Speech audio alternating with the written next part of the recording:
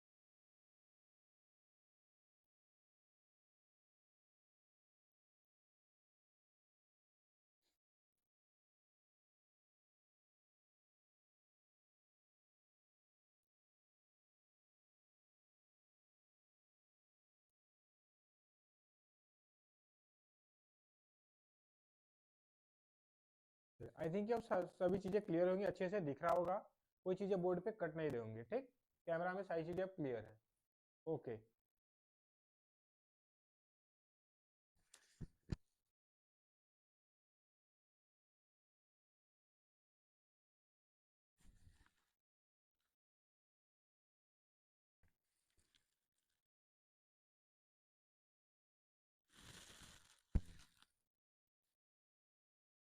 चलिए, अब दिख रहा है यहाँ पे बोर्ड पे सारी चीजें। आई थिंक अच्छे से अब दिख रहा है, अब कोई चीजें कट नहीं रही बोर्ड पे। तो देखिए, पहला क्या है, शिफ्टिंग कल्टीवेशन या फिर झूम कल्टीवेशन। क्या है, शिफ्टिंग कल्टीवेशन और झूम कल्टीवेशन। शिफ्टिंग कल्टीवेशन क्या है,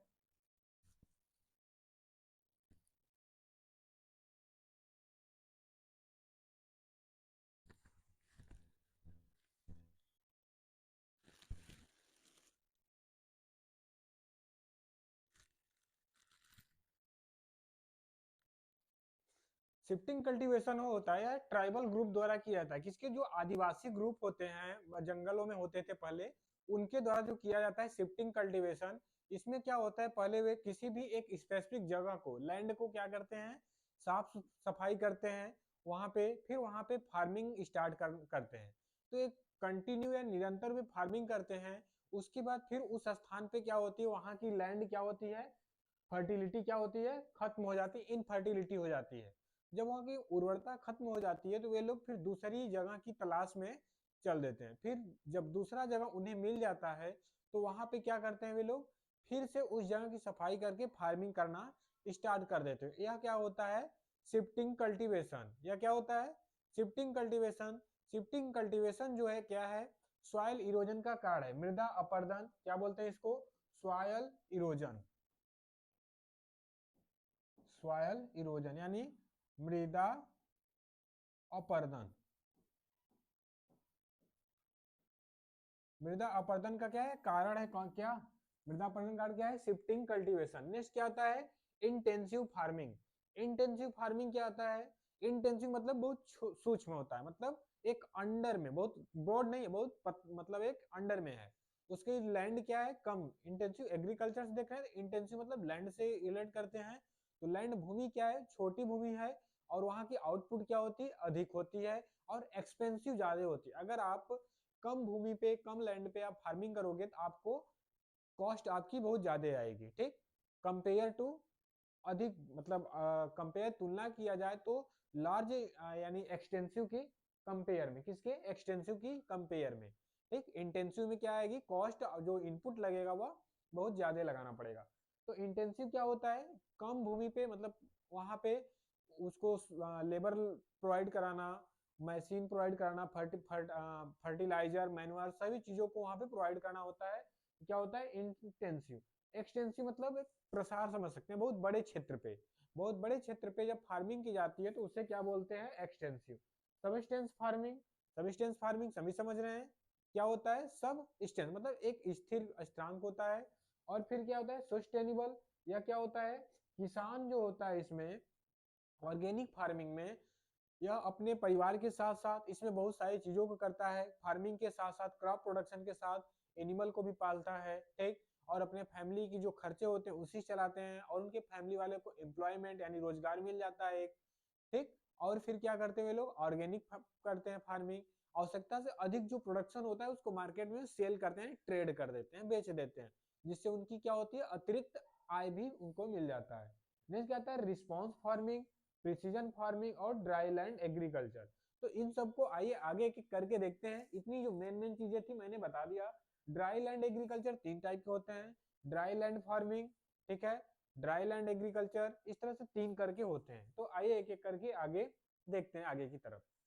पहला क्या देखते हैं, शिफ्टिंग कल्टीवेशन। शिफ्टिंग कल्टीवेशन के मैंने जो बात किया सेम बात है, जैसे this way of farming is used by the tribal group, या किसके, जो ट्राइबल ग्रुप होते हैं आदिवासी, उनके द्वारा किए जाते हैं। First the land the obtain bye clearing, मतलब जो लैंड होती है, जंगली जमीन होती है, उस एरिया को क्या करते हैं, साफ सफाई करते हैं। फिर देन द क्रॉप प्लांटेड, फिर वहां पे वो क्रॉप को प्लांट करते हैं, क्रॉप को लगाते हैं। नेक्स्ट क्या आता है, while the land losses it is the fertility, जब लैंड अपनी फर्टिलिटी को लॉस कर देता है, वो उसकी फर्टिलिटी क्या होती है, खत्म हो जाती है। Of land is the cleared, तो फिर क्या करते हुए अदर एरिया के, दूसरी एरिया के लैंड को क्लियर करते हैं, साफ करते हैं। And the crop are shifted there, और क्रॉप को वहां पे शिफ्ट कर देते हैं, वहां पे फिर प्लांटिंग करना स्टार्ट कर देते हैं, ठीक, ओके। चलिए next, it is also name as the jhum cultivation, इसका दूसरा नाम क्या है, झूम कल्टीवेशन, बर्न कल्टीवेशन और स्लैश कल्टीवेशन बोलते हैं। इसके 3 नाम दिया गया है, झूम कल्टीवेशन, बर्न कल्टीवेशन और स्लैश कल्टीवेशन, इनके 3 नाम दिए गए हैं। फिर क्या है, shifting cultivation cause soil erosion, यह किसका कारण है, शिफ्टिंग कल्टीवेशन से सॉइल इरोजन, जो मृदा अपरदन होगा वह क्या होता है, बढ़ जाता है, अधिक होती है। नेक्स्ट क्या आता है, it is the practice in the Jharkhand, या झारखंड, महाराष्ट्र और नॉर्थन स्टेट में किए जाते हैं। तो क्लियर, झूम cultivation, shifting cultivation, slash cultivation, इसमें क्या होता है, जैसे आपसे कभी क्वेश्चन पूछ दिया कि मतलब पहले एक जगह को क्लियर करके फार्मिंग की जाती है, जब फर्टिलिटी वहां की खत्म हो जाती है दूसरे जगह पे फार्मिंग की जाती है, तो ऐसे प्रोसेस को क्या बोला जाता है, आपको याद रखना है क्या बोलना है उसमें, कि क्या होता है, शिफ्टिंग कल्टीवेशन और झूम कल्टीवेशन या फिर बर्न कल्टीवेशन इसको बोलते हैं, ठीक है। चलिए नेक्स्ट चलते हैं आगे। क्या है, इंटेंसिव फार्मिंग। अब क्या आ गया, intensive farming. Intensive farming same चीजें जो मैंने बताई, intensive farming also intensive agriculture, इसको फार्मिंग को इंटेंसिव एग्रीकल्चर भी बोला जाता है। Is the practice where lot of labour capital और एम्प्लॉयड, जहां पे पाए जाते हैं to the maximum agriculture production और इल्ड, और इसकी जो प्रोडक्शन होती है और अधिक प्रोडक्शन भी होता है, ठीक। नेक्स्ट क्या होता है इसमें, it is the characterised with the intensive use of pesticide, इसमें मतलब यूज ऑफ इंटेंसिव मतलब कम होता है, कम जगह में यानी कम मात्रा में, तो पेस्टिसाइड, फर्टिलाइजर और other production input, crop production के लिए जो और भी इनपुट है जैसे irrigation, fertilizer, insecticide, pesticide, seed, इन सब का कैसे किया जाता है, इंटेंसिव यूज किया जाता है, यानी कम यूज किया जाता है।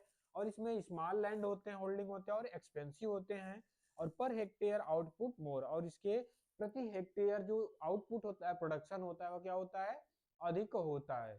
ठीक है, चीजें समझ में आ रही हैं। चलिए नेक्स्ट चलते हैं अब एक्सटेंसिव फार्मिंग। नेक्स्ट क्या आता है, extensive. Extensive farming is farming the technique which large farm, इसमें क्या होता है, लार्ज लैंड होते हैं, फार्मिंग होते हैं, बीइंग द कल्टीवेशन, कल्टीवेशन किया जाता है विथ रिलेटिव लोअर इनपुट, इसमें कम इनपुट लगाना पड़ता है, जैसे कैपिटल और लेबर, लेबर और कैपिटल की कम आवश्यकता पड़ती है किसमें, एक्सटेंसिव फार्मिंग में। एक्सटेंसिव फार्मिंग में लेबर और कैपिटल की कम आवश्यकता पड़ती है, जबकि इंटेंसिव फार्मिंग में लेबर और कैपिटल और जो भी क्रॉप प्रोडक्शन इनपुट होंगे उनको क्या होंगे वहां पे अधिक चाहिए, और बट वहां पे आउटपुट भी क्या होता है, अधिक होता है इनपुट की कंपेयर में। It is also known as the mechanical farming, याद रखिएगा इसको क्या बोलते हैं, एक्सटेंसिव फार्मिंग को mechanical farming, due to extensive use of machine, और एक्सटेंसिव इसके दौरान एक्सटेंसिव मशीन भी यूज होते हैं। ठीक, नेक्स्ट क्या आता है, लार्ज होल्डिंग लैंड, मतलब एरिया अधिक होगा, और इनएक्सपेंसिव होता है, एक्सपेंसिव खर्चीला कम होता है। एक्सपेंसिव को याद रखिएगा, इसको क्या बोलते हैं हम, खर्चीला बोलते हैं। ठीक, नेक्स्ट क्या आता है, पर हेक्टेयर इज लेस, और इसकी प्रोडक्शन क्या होती है प्रति हेक्टेयर कंपेयर टू इंटेंसिव के कम होती है। ठीक, चलिए अब क्या है, सबस्टेंस फार्मिंग। सबस्टेंस फार्मिंग क्या है, इन दिस क्रॉप और लाइव स्टॉक, इसमें क्या होते हैं, पशुओं को भी पालते हैं, raise the use of maintain crop production, और पशुपालन भी करते हैं और उसको मेंटेन करते हैं। The farmer this family living little any surplus, और उन्हें जो फार्मर की फैमिली होती है उनको मेंटेन करके रखते हैं। Little if any one surplus, जो आवश्यकता से अधिक होते हैं प्रोडक्शन, उसको मार्केट में क्या करते हैं, सेल कर देते हैं। This is one of the most popular farming, यह क्या एक मोस्ट पॉपुलर फार्मिंग है, technique that can see various part of India, यह टेक्निक जो है इंडिया के विभिन्न पार्ट में, मतलब विभिन्न अलग अलग भागों में देखने को मिलता है। ट्रेडिशनल मेथड ऑफ फार्मिंग, यह है ट्रेडिशनल यानी पारंपरिक यानी पुराना मेथड है फार्मिंग की, followed by the farmer in their small farmer, यह स्मॉल फार्मर द्वारा क्या किया जाता है, इसको फॉलो किया जाता है, जो छोटे किसान होते हैं उन किसानों द्वारा यह टेक्निक क्या है, सब्सटेंस फार्मिंग क्या होता है, यूज किया जाता है। ठीक, मतलब उनके द्वारा ज्यादातर इसको किया जाता है। ओके, चलिए अब नेक्स्ट चलते हैं आगे, सस्टेनेबल एग्रीकल्चर। नेक्स्ट क्या आता है, सस्टेनेबल एग्रीकल्चर। इसमें क्या है, sustainable agriculture is one which make use of low cost, या लो कास्ट होता है, इनपुट लोअर अमाउंट। ठीक, इनपुट जो होता है कम होता है और लोअर अमाउंट होता है। आप केमिकल फर्टिलाइजर, केमिकल और फर्टिलाइजर का मेंटेन सॉइल फर्टिलिटी, इसमें सॉइल फर्टिलिटी को मेंटेन रखते हैं, इकोलॉजिकल बैलेंस को बनाए रखते हैं। It is the also known as the ecological farming, इसका जो नाम है इकोलॉजिकल फार्मिंग। ठीक है, ऑर्गेनिक फार्मिंग, नेचुरल फार्मिंग और परमाकल्चर।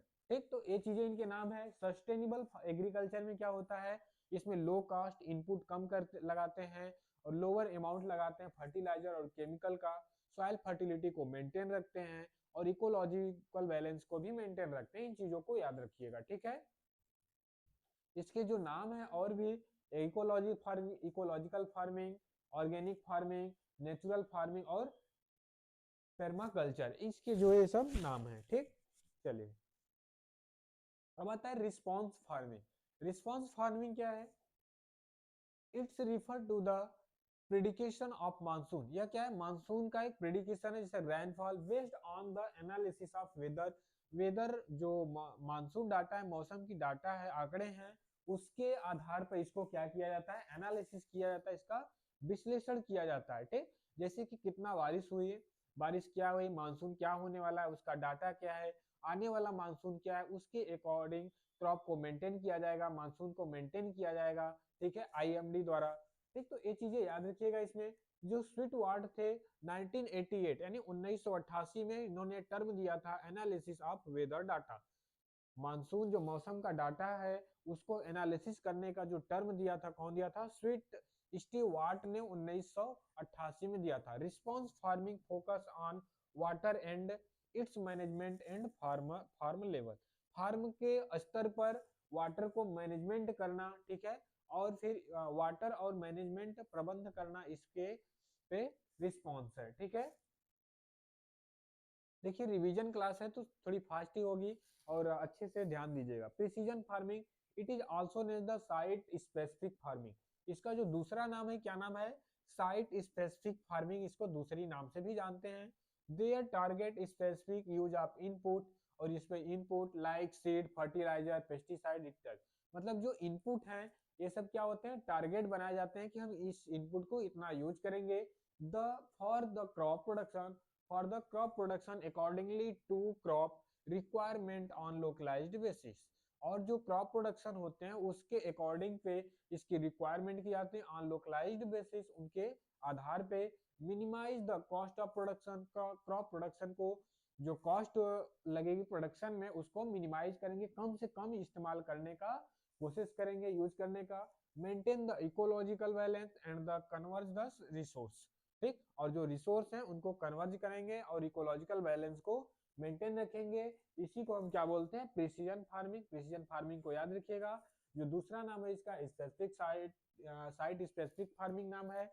और इसमें क्या होता है, टारगेट बनाया जाता है, स्पेसिफिक यूज, एक स्पेसिफिक लाइक जैसे सीड, फर्टिलाइजर हम कितना यूज करेंगे क्रॉप प्रोडक्शन के लिए, और उसके आधार पर क्रॉप की रिक्वायरमेंट की जाती है उस लोकल, मतलब उस एरिया के अकॉर्डिंग, ठीक है। अब क्या है dry land farming. Dry land farming जो है सबसे इंपॉर्टेंट है, याद रखिएगा, ठीक। इसको क्या है, यह बहुत ही इंपॉर्टेंट है आपके एग्जाम के बेसिस से।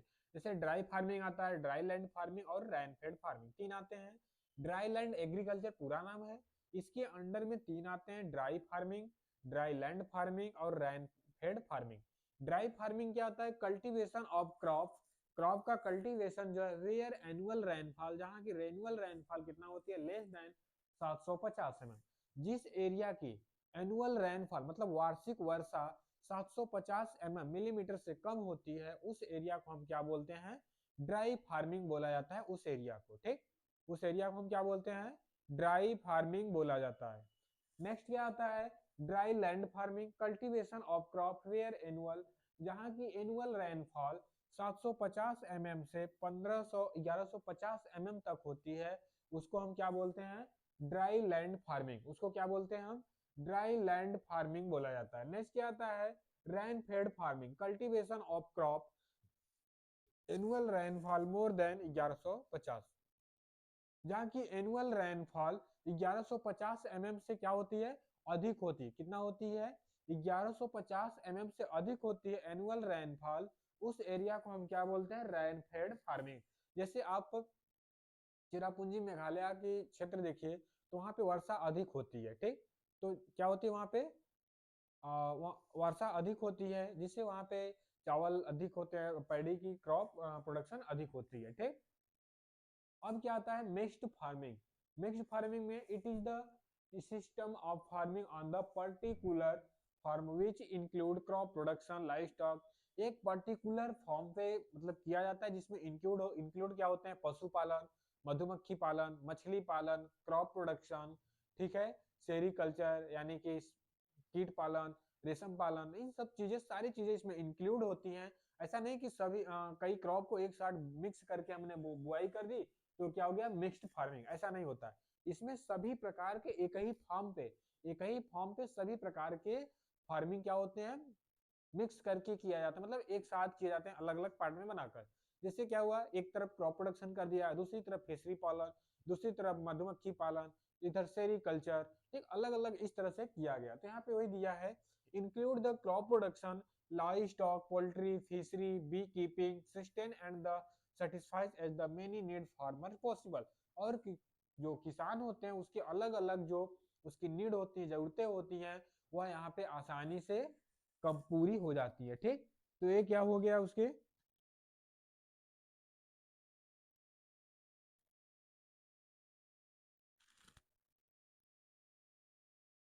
क्या हो गया मिक्स्ड फार्मिंग, इसको क्या बोलते हैं हम, मिक्स्ड फार्मिंग बोला जाता है, ठीक। चलिए अब नेक्स्ट चलते हैं आगे। क्या है डाइवर्सिफाइड फार्मिंग। अब डाइवर्सिफाइड फार्मिंग क्या है, देखिए डाइवर्सिफाइड फार्मिंग अलग अलग तरीके के होते हैं, दो होते हैं इसमें, एक डाइवर्सिफाइड फार्मिंग और एक स्पेशलाइज्ड फार्मिंग। डाइवर्सिफाइड फार्मिंग क्या है, जैसे इसमें क्या होता है, जैसे आप क्रॉप लगा दिए, दो क्रॉप लगा दिए, ठीक, जो मेन क्रॉप है अगर उससे टोटल प्रोडक्शन, क्या बात करते हैं, टोटल प्रोडक्शन की बात करते हैं, अगर मेन क्रॉप का टोटल प्रोडक्शन जो हो रहा है उससे जो उसका टोटल इनकम है अगर लेस देन 50%, कितना 50% है, 50% से कम है उससे टोटल इनकम, तो उसको हम क्या बोलते हैं, डाइवर्सिफाइड फार्मिंग। उसको क्या बोला जाता है, डाइवर्सिफाइड फार्मिंग बोला जाता है, ठीक, याद रखिएगा इसको क्या बोलते हैं, डाइवर्सिफाइड फार्मिंग। देखिए the diversified farming means farming of animal, animal की farming, crop cultivation, agro forestry इत्यादि are going together in very planned manner, ठीक, इसको एक साथ किया जाता है। नेक्स्ट क्या है, risk is very at least of farmer, farmer के लिए जो रिस्क बहुत अधिक होता है, farmer can early daily profit, और इसमें फार्मर जो होता है डेली प्रॉफिट अर्न कर सकता है, ठीक, इसमें। और जिसमें आता है, देखिए मेन चीज है the A form on which the income form form a single product, जो सिंगल प्रोडक्ट है, एकल प्रोडक्ट है, उससे अगर टोटल इनकम 50% से कम हो रहा है तो उसको क्या बोलते हैं, डाइवर्सिफाइड फार्मिंग। मतलब एक ही फार्म पे बहुत सारे क्रॉप को लगाया गया, ठीक, मतलब मिक्स फार्मिंग की गई है। अगर एकल प्रोडक्ट से, मतलब एक प्रोडक्ट से, एक फार्मिंग से, ठीक है, क्या बोलते हैं, एकल उत्पाद से अगर उसकी इनकम 50% से कम होता है तो उसको हम क्या बोलते हैं, डाइवर्सिफाइड फार्मिंग बोला जाता है। क्या बोला जाता है, डाइवर्सिफाइड फार्मिंग बोला जाता है, ठीक। आइए नेक्स्ट देखते हैं अब स्पेशलाइज्ड फार्मिंग। स्पेशलाइज्ड फार्मिंग क्या है, इसमें आता है कि अगर एकल या सिंगल इंटरप्राइजेज यानी कि एकल वस्तु से, ठीक है, क्या बोलते हैं, एकल वस्तु यानी एकल उत्पाद से अगर इनकम 50% से अधिक या उसके इक्वल है तो उसको हम क्या बोलते हैं, स्पेशलाइज्ड फार्मिंग बोलते हैं। क्या बोलते हैं इसको, स्पेशलाइज्ड फार्मिंग। इसका कोड लैंग्वेज याद रखिएगा, ये तो ऐसे डिफिनेशन है, बट आपसे जो पूछा जाएगा यह पूछा जाएगा कि अगर एक फॉर्म पे एक सिंगल उत्पाद से, हिंदी में बता रहा हूं, अगर किसी फॉर्म पे एक सिंगल उत्पाद, एकल उत्पाद से टोटल इनकम 50% या उससे अधिक हो रहा है तो ऐसे फार्मिंग को क्या बोला जाता है। तो दो चार ऑप्शन आपसे आपको मिल जाएंगे, तो आपको याद रखना है, उसको हम क्या बोलते हैं, स्पेशलाइज्ड फार्मिंग बोलते हैं। क्या बोलते हैं इसको, स्पेशलाइज्ड फार्मिंग बोला जाता है, ठीक है। चलिए अब नेक्स्ट आगे चलते हैं, आता है क्रॉपिंग पैटर्न। अभी तक हमने क्या फार्मिंग के बारे में बात किया, तो आई थिंक कि फार्मिंग के बारे में कोई आपको डाउट यानी प्रॉब्लम नहीं होनी चाहिए। अब नेक्स्ट हम क्या देखेंगे, क्रॉपिंग पैटर्न।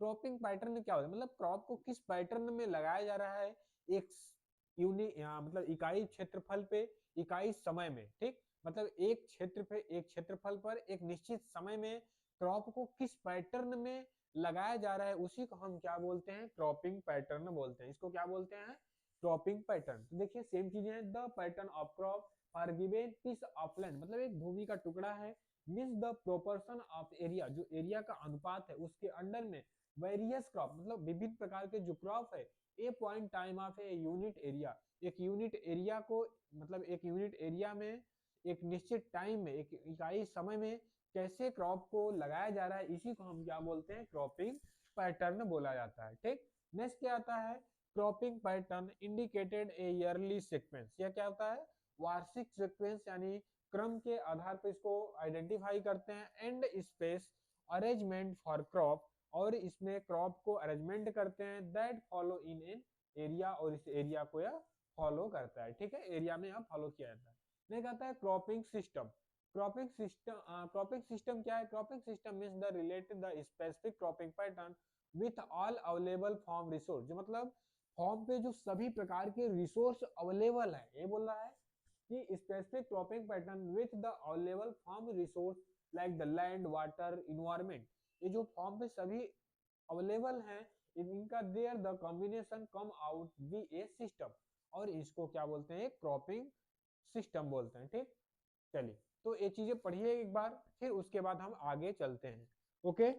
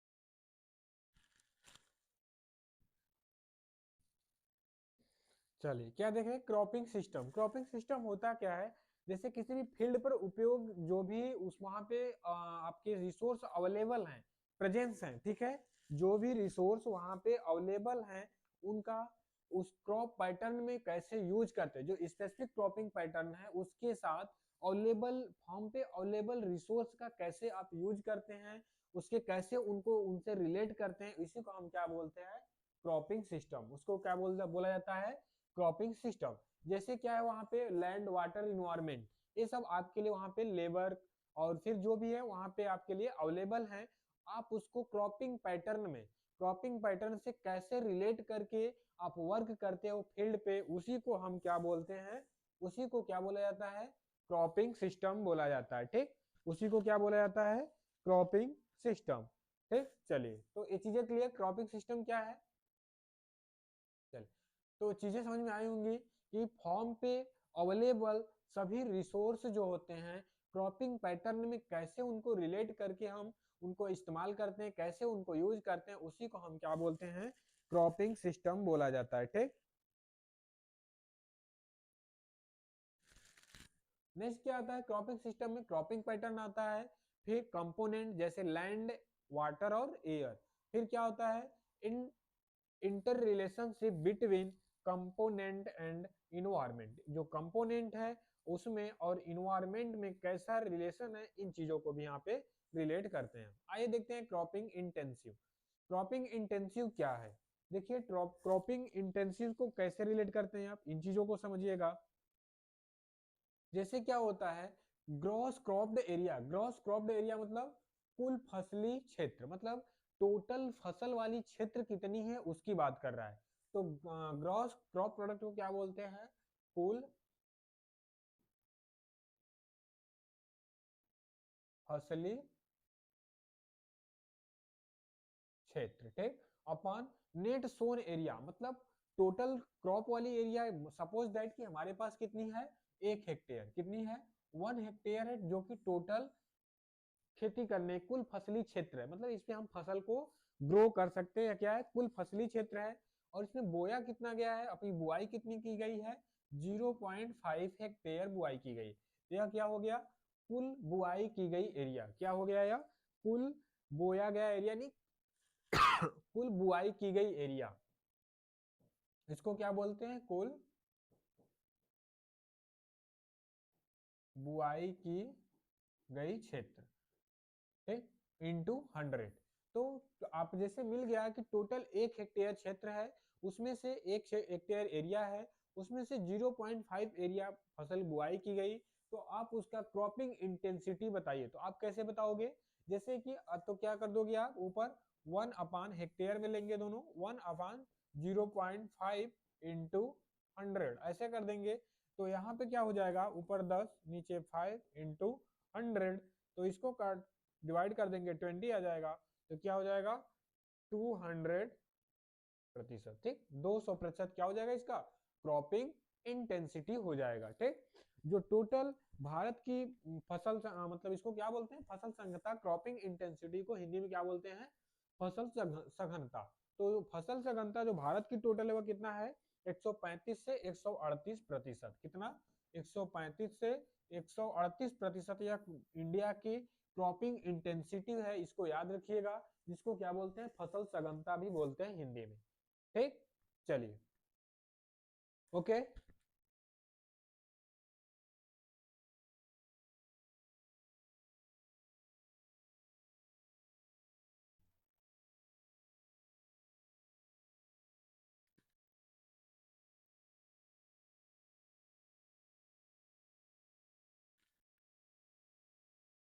चलिए अब आगे चलते हैं, ये चीज समझ में आई, क्रॉपिंग इंटेंसिटी।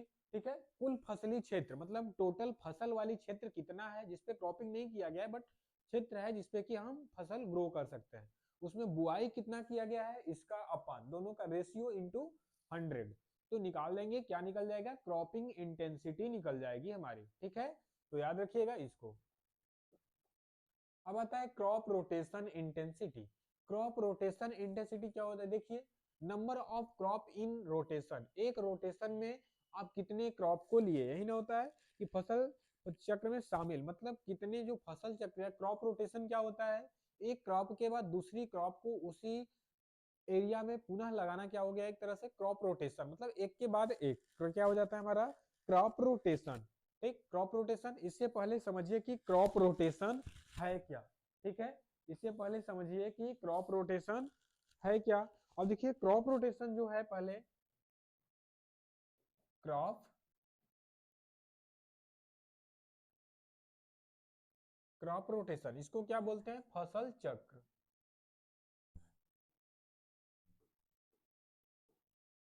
फसल चक्र, ठीक, इसको हिंदी में बोलते हैं फसल चक्र।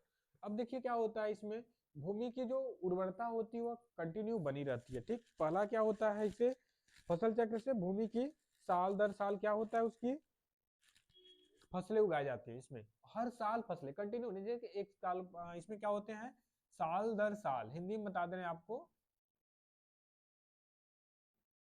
साल दर साल फसल क्या हो जाती है इसमें उगाई जाती है, यानी कि ईयर टू ईयर, इस तरह से। और यह क्या होती है, भूमि की जो फर्टिलिटी होती है उसकी बनाए रखती है, और फिर मृदा अपरदन को भी रोकता है। ठीक, इन चीजों को याद रखिएगा। और फिर नेक्स्ट चीजें क्या आती है इसमें,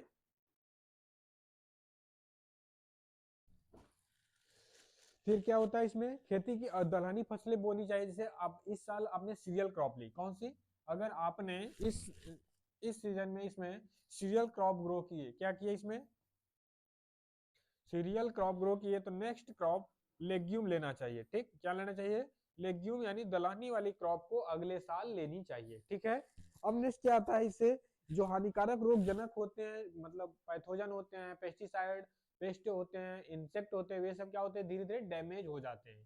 ठीक, तो याद रखिएगा crop rotation, crop rotation clear. अब भाई एक क्रॉप रोटेशन में कितने क्रॉप लिए गए हैं, फिर number of year crop rotation, और क्रॉप रोटेशन की कितनी ईयर में लिए गए हैं फसल चक्र में, वर्षों की संख्या।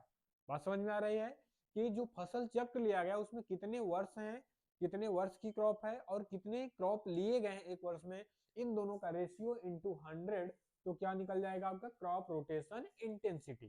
ठीक है, जैसे क्रॉप रोटेशन फॉर 1 ईयर, एक ईयर के लिए राइस और पी कितना लिया गया, एपी, तो पहला क्या हो जाएगा 1 और कितना हो जाएगा 2, नीचे देखिए number of crop in rotation, एक क्रॉप में कितने, 2 क्रॉप लिए गए, कितने क्रॉप लिए गए हैं, 2 क्रॉप। ईयर कितना दिया गया है, क्रॉप रोटेशन, देखिए यहाँ पे क्वेश्चन है क्रॉप रोटेशन फॉर 1 ईयर, तो 1 ईयर के लिए इसमें क्रॉप राइस और पी 2 क्रॉप लिए गए हैं, तो 2 × 100, तो इसको निकाल देंगे आप, क्या आ जाएगा यहाँ पे 200% आ जाएगा। तो यहाँ से क्या निकल जाएगा इसकी crop rotation intensity. Crop rotation for 2 year, अगर 2 ईयर के लिए है तो नीचे 2 लिखोगे, तो इसमें देखो क्रॉप कितने लिए गए हैं, ग्राउंड नट, व्हीट और शुगर केन, कितने 3 क्रॉप लिए गए हैं इंटू 100। तो अब इसको 2 से डिवाइड कर दोगे, कितना आएगा 50, 53 या कितना हो जाएगा 150%, कितना हो जाएगा 150%। इसी क्या निकल गई क्रॉप रोटेशन इंटेंसिटी। मतलब आपको इसमें ईयर दे दिया गया है और कितने क्रॉप यहाँ पे इंक्लूड हैं, शामिल है इसमें, ये भी आपको बता दिया गया है, तो आप इसको लगाइए। चलिए एक क्वेश्चन है आपके लिए कि क्रॉप रोटेशन फॉर 3 ईयर, ठीक, क्रॉप रोटेशन फॉर 3 ईयर, ठीक, क्रॉप कौन कौन से हो जाएंगे जिसमें, अब देखिएगा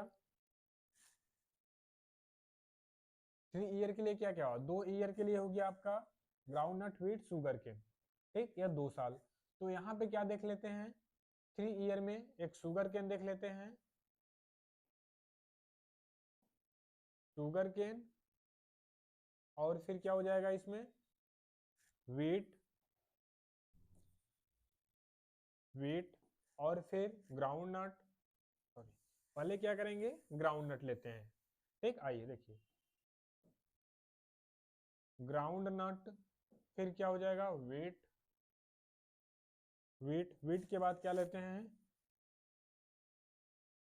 शुगर केन, शुगर केन के बाद हम पोटैटो भी देख लेते हैं इसी में, उसके बाद 4 हो गया। तो आप इसको निकालोगे क्या 4/3 इंटू 100, इस तरह से कुछ निकालोगे।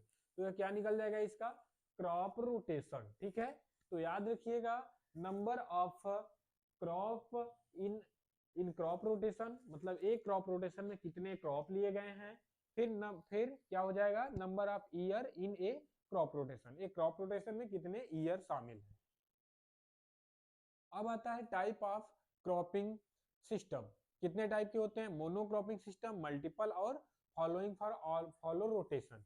तो इन चीजों को आप पढ़िएगा कल आगे, और हम एक बार आपको सारी पीपीटी दे देते हैं और पढ़ के आइएगा, फिर इसके बारे में हम नेक्स्ट डे बताएंगे। ठीक है, कि आइए देख लेते हैं, अभी हमारे पास टाइम है। तो क्या it is growing for only one crop, इसमें क्या किया जाता है कि किसी भी लैंड पे एक साल में केवल एक क्रॉप को ग्रो किया जाता है। ऑफ लैंड आफ्टर ईयर, मतलब उसके बाद it may be due to climatic effect and the socio economics condition और due to specialization of farmer in grow a particular crop, और एक पर्टिकुलर क्रॉप को यह ग्रो करता है। ठीक, नेक्स्ट क्या आता है, example under land condition.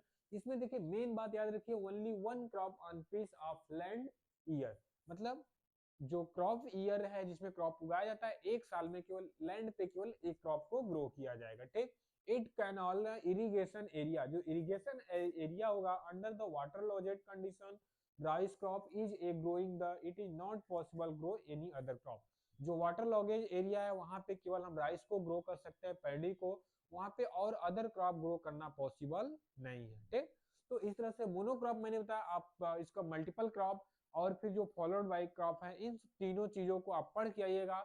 Advantage disadvantage इनके क्या है, इन चीजों को पढ़ के आइएगा। कल एक बार हम रिवीजन करते हुए आगे यहाँ से बढ़ेंगे। ठीक, तो आज के लिए इतना ही। तो चलिए आज का क्लास इतना ही करते हैं। आज के लिए thank you, bye bye, take care, जय हिंद।